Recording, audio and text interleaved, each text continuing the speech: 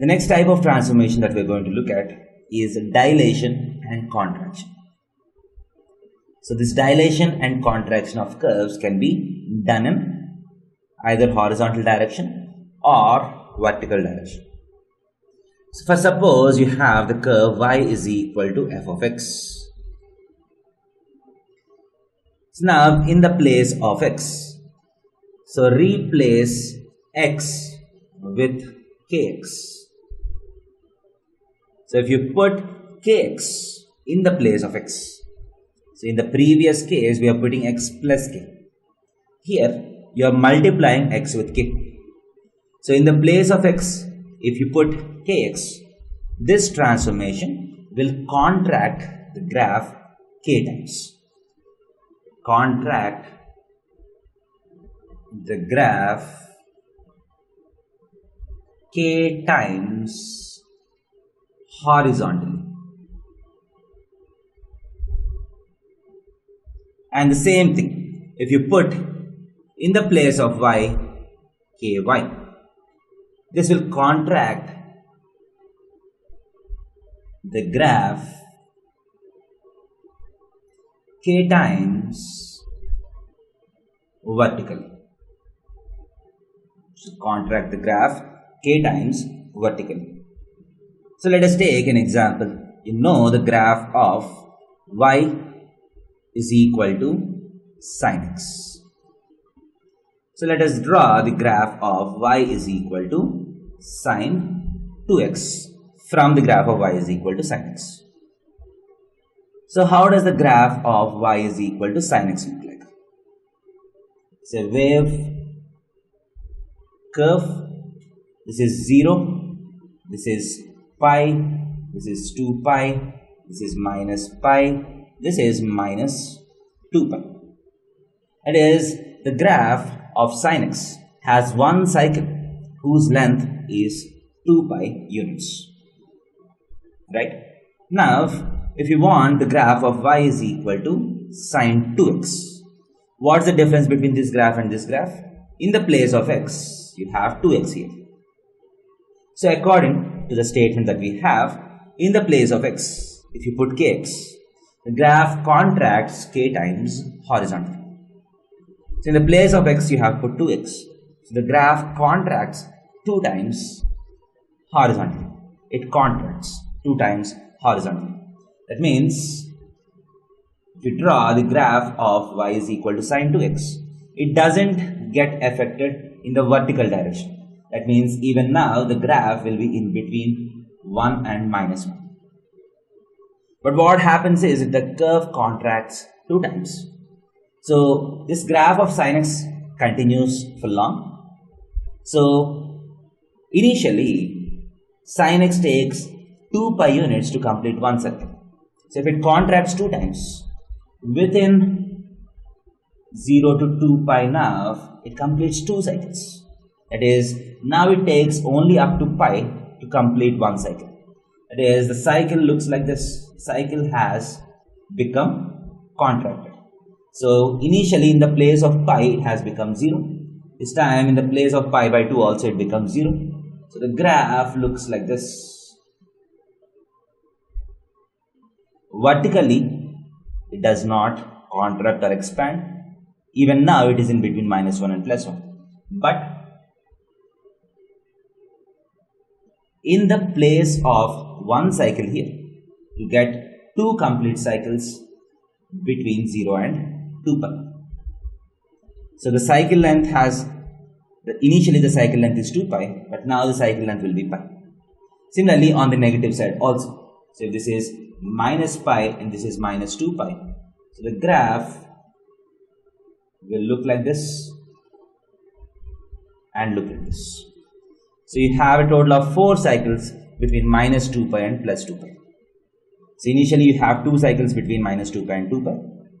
Now you will have 4 cycles between minus 2 pi and 2 pi. Remember that in the vertical direction, no expansion or contraction happens by this transformation. Next, let us try to compare the graphs of y is equal to fractional part of x and fractional part of 2x.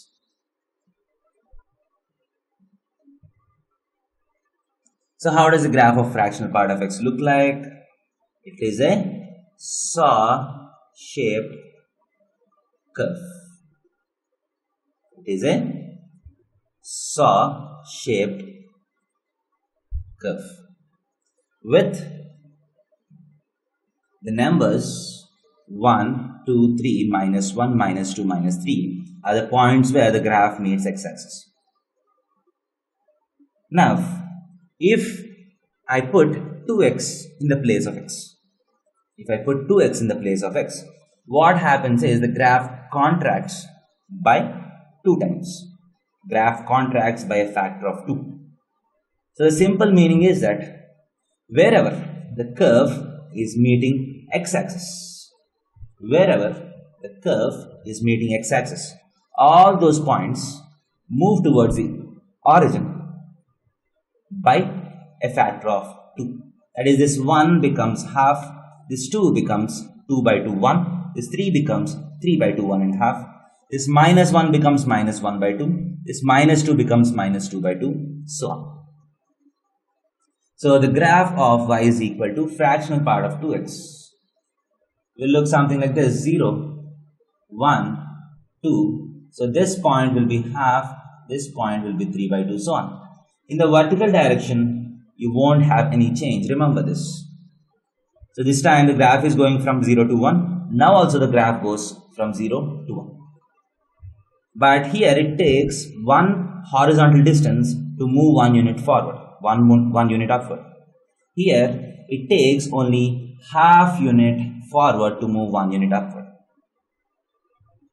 So this 1 has become half. So this graph contracts and the graph goes like this. This part also comes closer to origin. The graph goes like this. The graph goes like this. The graph goes like this. So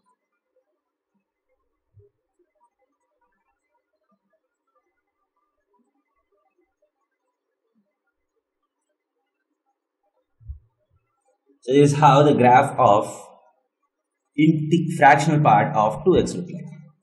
So as you can clearly see, the easiest way to do this is by looking at the points where the graph meets x-axis.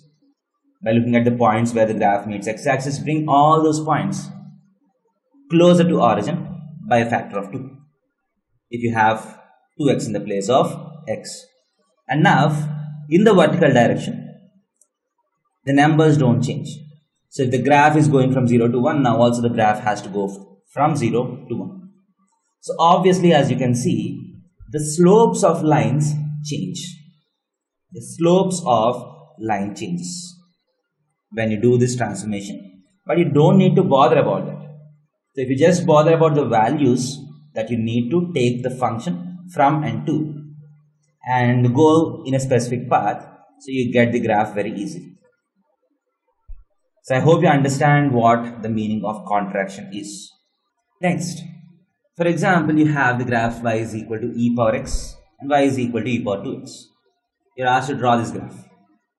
So you know the graph of y is equal to e power x, it looks like this. Now if you want to draw the graph of y is equal to e power 2x, look at the points where this graph meets x-axis. So here there are no points where this graph meets x-axis.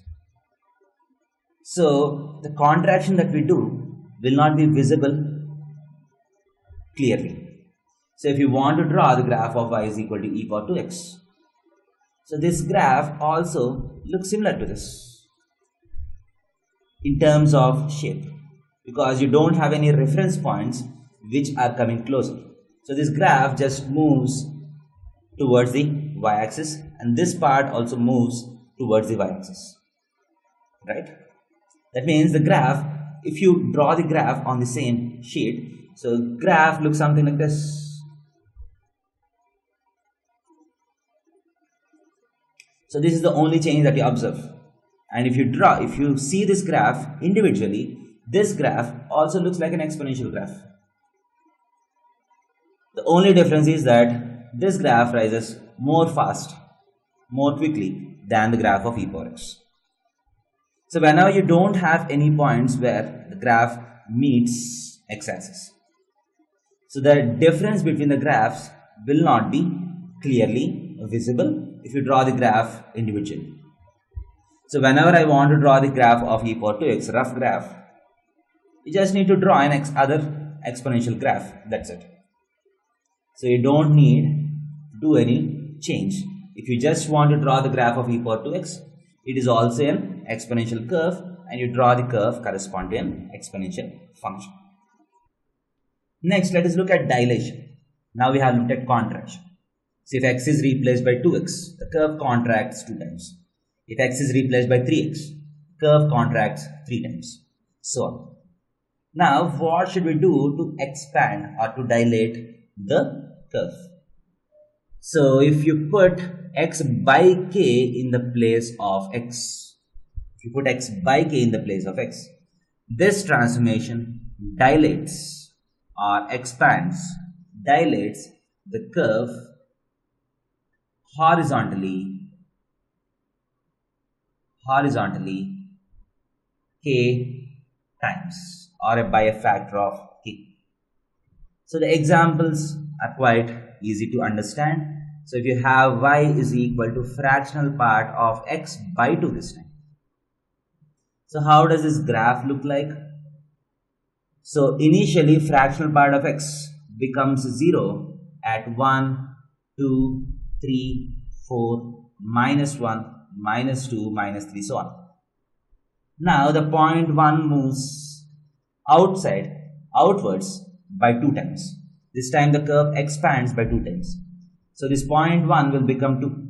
That is, the first cycle of fractional part will need 2 units to reach 1. Again, the vertical direction the curve doesn't change. So the graph looks like this. It takes 2 units to rise by 1 unit. So 0, 2, 4, minus 2, so on. Minus 2, 0, 2, 4, so on. So whenever you put x by 2 in the place of x, the curve dilates. Whenever you put 2x in the place of x, the curve expands. The curve contracts, sorry.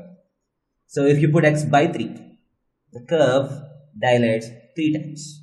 If you put fractional part of x by 3, it takes 3 units to rise by 1 unit. And this is the concept of expansion or dilation and contraction in the horizontal direction. So whenever you put these transformations, the curves will not expand or contract in the vertical direction. In the vertical direction, the values are just same. That is, the range is same. The range does not change. Now let us look at how to dilate and contract the curves in the vertical direction. So similar to what we have done in the horizontal direction, you can do the same thing in the vertical direction. So if you put ky in the place of y,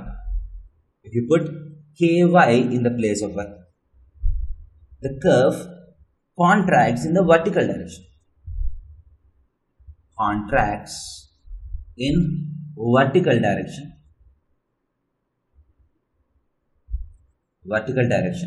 by a factor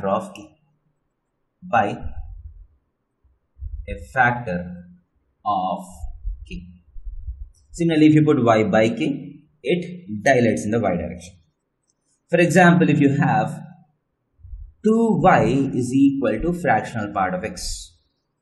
This time x has not changed. In the place of y, you have 2y. So it contracts in the direction of y by 2 units. That is, in the direction of y, we know that the curve fractional part of x goes from 0 to 1. But now, because it has contracted in the y direction, it goes only from 0 to half. So 0, 1, 2, 3, minus 1, minus 2, so on. So 0 to 1, 1 to 2, 2 to 3, so on. This time the horizontal points does not change. The points on x-axis will not change. the values on y-axis has got contracted. This also, as you can see, results in the change in the slopes of the curves or lengths. So this transformation is also quite simple. If you put y by 2 in the place of y, the curve expands in the y direction. It is, instead of becoming half, it rises up to 2 for 1 horizontal distance. So on. So I hope you understand how to expand and contract the curves in horizontal direction and vertical direction. So it will be more and more clear as we do more and more examples. So we'll look at miscellaneous examples at the end of the chapter.